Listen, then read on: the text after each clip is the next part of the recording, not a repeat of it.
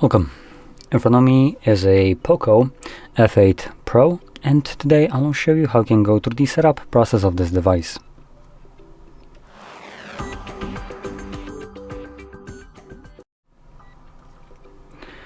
So, when you boot it up the very first time, you should be presented with this page. You can see right here, Xiaomi HyperOS, and we're just going to click on the arrow and find our desired language from the list. Now, for me, it's selected Polish, so I'm going to be changing that to English. And right now, it doesn't really matter what version of it you choose, as on the next page, we do have select your region option. Now here, I'll be selecting region and recommending you to select one that is a little bit more friendly to you instead of the corporations. So as an example, Poland, which is where I'm from, is part of the European Union, and as far as I can tell, European Union doesn't give two hoops about corporations being salty about whatever, so they're fining the shit out of them for any kind of stupid anti-consumer practices, which is great for us. And the reason I'm pointing it out is because there is a chance, though I haven't ever tested it out, but hey, chance is still better than nothing, that if you select a region that is outside of whatever bullshit malpractices companies want to practice, you would fall under the region laws that you selected. So as an example, if Apple is forced to open up their iOS to third-party stores and they choose to abide by that, but only for European Union because that's who's beating them over the head with that, and they're not too pleased about it, so they're kicking and screaming like a little shit, they're gonna most likely abide by those laws only here in European Union and not, for instance, in US, because why would they willingly give up 30% of revenue from sales of applications on their store if they can just prevent you from being able to buy outside of their store? So that's one thing. Another one would be, for instance, things like UK being a bastion of justice and morality. That's why they have freedom of speech that isn't free. You call someone a faggot and off you go to prison. That seems like great freedom of speech. But anyway, that being said, one thing that they do have is they try to force one of the companies to give back access to the operating system of their phones. And well, the company wasn't too pleased about it, so they disclosed it. And we only know about this because they disclosed it. But hey, I would be expecting that later on, UK came back and just smacked them over the head and forced them to do it anyway. And because they were obligated to do it in some way, financial or whatever, they're also obligated to not disclose this. So you could be running with a phone like this, for instance, that the government, UK, has back access to it because you're part of a UK. And you're basically treated as a criminal that needs to be proven innocent by the government having access to your phone, which begs the question, why do you even have laws and any kind of governmental structure like police and other thing if they automatically consider everyone to be a criminal until proven innocent? In this case, just get rid of the police. I mean, everyone's guilty, so why bother with that? At least you can redirect taxes to somewhere else. And if not, then what the shit are you paying taxes for if you're all guilty? So that's why I recommend changing it to some other region, even if you're not in Poland, as an example. Shit, if you're in UK, I would select anything else but UK. I ain't gonna lie there. So that's why I recommend anything European Union based. Anyway, moving on, we have terms and conditions like user agreement, privacy policy, and let's be honest, none of us will ever read a single word of the privacy policy or user agreement. We're just going to check the box and move on to the next page, which the next page is set up using another device. So you probably get this pop-up on your other device if you have one. Set up new device, and basically what it allows you to do is transfer over the Google account from whatever this phone would be for you to this one. And therefore also transfer over everything that is cloud assigned to that account, which would include, for instance, messages, contacts, photos, and so on, whatever you decided to sync. Now, anything that is outside of Google control won't be synced. So if you downloaded applications from GitHub or whatever else, yeah, those ain't getting transferred. Google can't really make profit off of those and you didn't download them from them, they don't have that info, so they won't be bothering transferring over that application. You can do that yourself, which as a way to basically migrate your data from one phone to another, it's kind of useless, as it's not even migrating the data. And the stupidity of this entire process is that it's kind of doing it through, for instance, applications. They're not being moved, they're just being re-downloaded. So as long as Google doesn't know what applications, or pretend that they don't know what applications you had installed on your phone and can get them through Play Store, they won't be re-downloaded on your new phone. So I recommend skipping this. There's actually a better option to use here instead of this abominable garbage, which I'll show at the end of the video. Now next we have insert SIM card. So you can pop in 1 or 2 SIM cards, or 1 SIM card and 1 eSIM, or just an eSIM if you want to set it up here. Though for eSIM you will need to have internet connection. And you can just click on next if you don't want to add anything. Now here we have the network connection, and this step is completely optional, so you can select skip if you want to, but by skipping you lose the ability to sign into Google account, get software updates, and have the date and time set automatically. Though this only applies throughout the setup process, and all that can be changed later on after the setup is finished.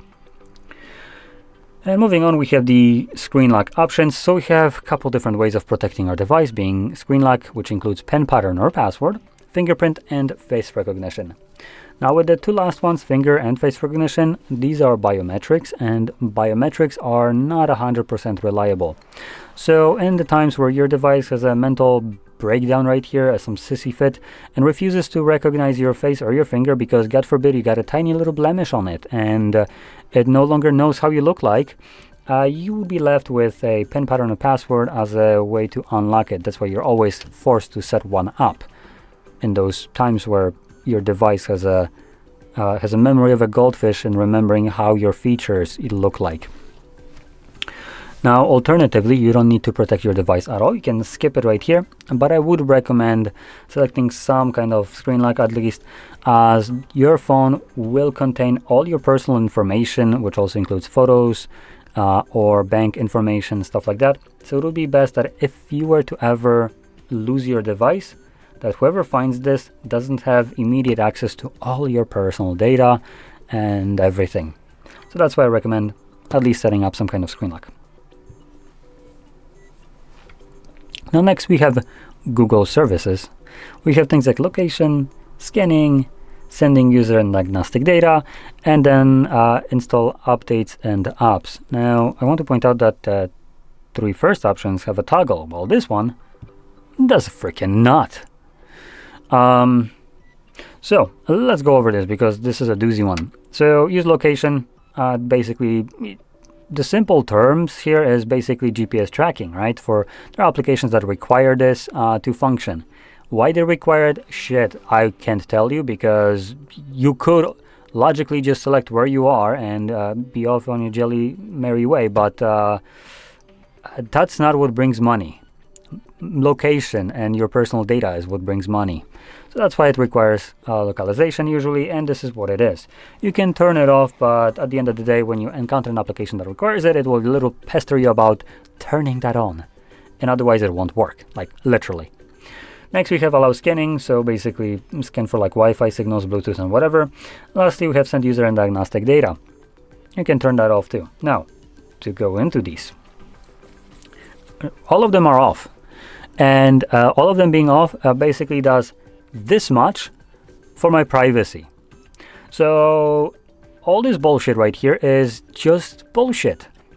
It's, for instance, telling me that, oh, it won't use location based on Wi-Fi and GPS. And some other ones. But I'm pretty sure there are other things right here that aren't listed that I don't know about, them connecting to other means and figuring my location. Now, just to give you kind of like a food for thought, when people take out SIM cards, turn off their devices, why the hell is the phone still found? Or if you're a, let's just say, person that operates outside of legal boundaries, you turn on airplane mode, turn off everything that you possibly can on your device, and try to be as off the grid as freaking possible on a phone, yet your phone somehow always knows where you are. Now, does do you think that this is because these toggles do absolutely something, or because they do jack shit? Because I can tell you they do jack shit, and there are other ways that your device can triangulate your location by just, for instance, interacting with other devices, and those devices can relay that information. So that's fantastic. You basically have no privacy right here. And furthermore, if you disable use or send user and diagnostic data, that should fall under connecting to other devices and not relaying your personal information where you're located at, but yet it does it. And allow scanning, again, falls back to connecting with other devices. Lastly, I want to talk about the install updates and apps. There is no toggle to turn it off, but if you are very hell-bent on it, you technically could disable this. And the reason I'm pointing it out is because Google recently tried to implement basically blocking the user's ability to install third-party applications. Of course, that doesn't bring them money, so why the shit would they want to allow you to do this? It was met with absolute backlash and hatred. And it's one of those 2 steps forward, 1 step back, so we're still 1 step forward in terms of pushing some bullshit agenda. So Google now claims that they're just going to make it absolutely annoying to allow you to install third-party apps, but you can still do it. Oh, gee, gosh, thank you for the amazing feature of allowing me to use my phone the way I want to. Wow, just with more steps now. So the reason I'm kind of talking about this is because when that kind of feature is implemented, this is what's going to be responsible for it. Now, it's not really explained right here. You can go into the settings and always find options like, auto update your device when whatever new update is, and look for updates and stuff like that. But this primarily refers to things like Android updates. When you're getting like Android either security, or not security, but Android upgrade, whatever it is, like 16 to 17, and for instance, the whatever OS we have right here from Xiaomi. Now, what it doesn't talk about is the OTA updates that Google forces onto your device, even when all of that thing is turned off, any kind of updates are off. This is one of these updates that you don't have any control over. You don't even know it's being forced down your throat till you just see that, for instance, Google looks different. But yet you never updated your device, so why the shit does it look different? And that's basically OTA updates. OTA updates also are responsible for instance, security patches, for at least to some extent. Now, OTA update is basically a background activity on your device that you can delete. But by deleting it, sure, Google won't be able to force down your throat this bullshit of like forcing whatever rules that they decide to implement after the sale onto you. But your device also won't be getting security updates. Therefore, it becomes vulnerable to whatever exploits that might come up. Now, at this point, honestly, it's something that I personally would prefer over the fact that, over the ability to for Google to do whatever the hell they want with my device whenever they want, and me not having a say in it. So yeah, I prefer viruses over that. So just gonna put it out there, but you can technically prevent Google from forcing any kind of updates on your device, but your device might be vulnerable. And it's a little bit of a more complicated process, but if you're adamant on it, you can most likely find it on the internet. Next, we have basic settings. And now some of them repeat here, like location, system updates, although that didn't really have a toggle there, user and diagnostic data sharing.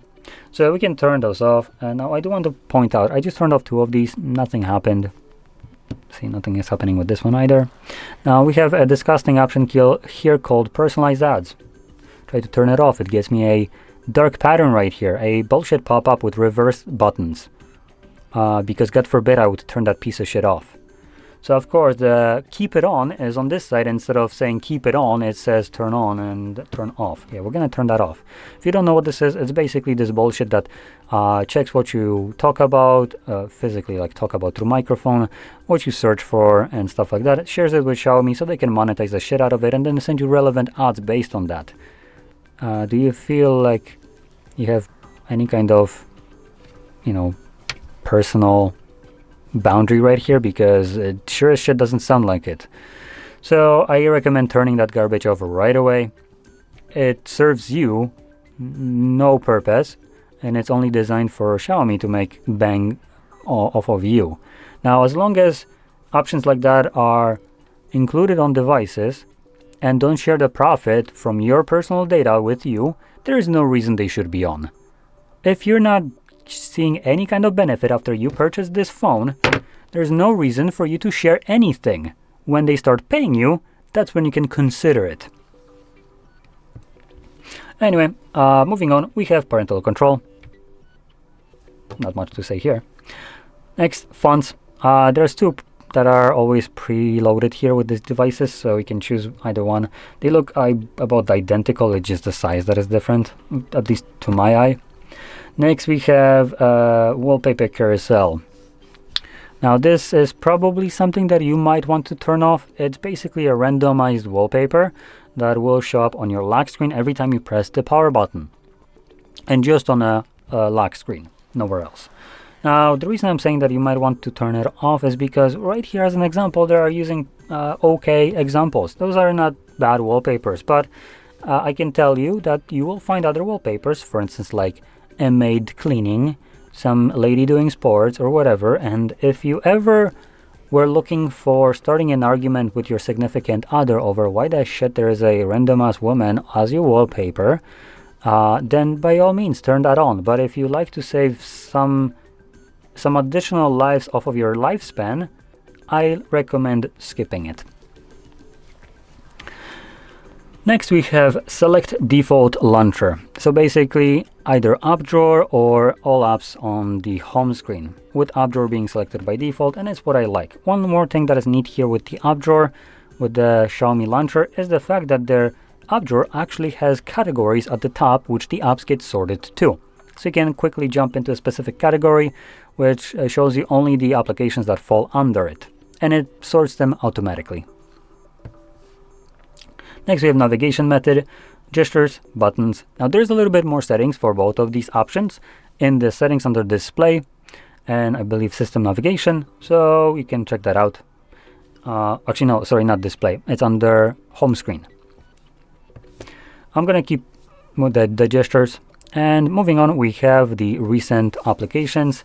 So we have two options again, just a bit more choices. I personally prefer the, again, default one, just because there's more options visible at a given moment, making it managing and switching to different applications much faster. And this basically finishes up the setup, so let's just wait for the button to show up at the bottom.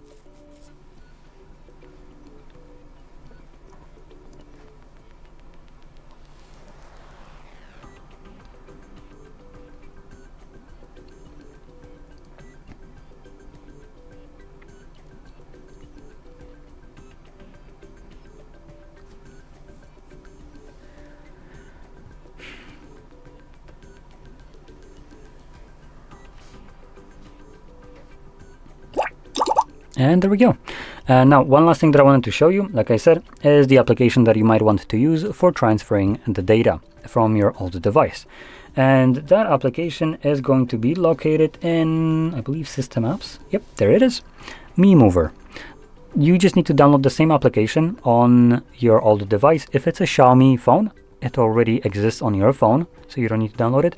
But for any other brand, like for instance Samsung, you'll need to download it, and you can probably get it from Play Store. But if you can't find it on Play Store, you most likely should be able to find it on the web through your browser, and in the application you'll most certainly see where you can download it exactly. Now I'm gonna check right here, Mi Mover, does it exist?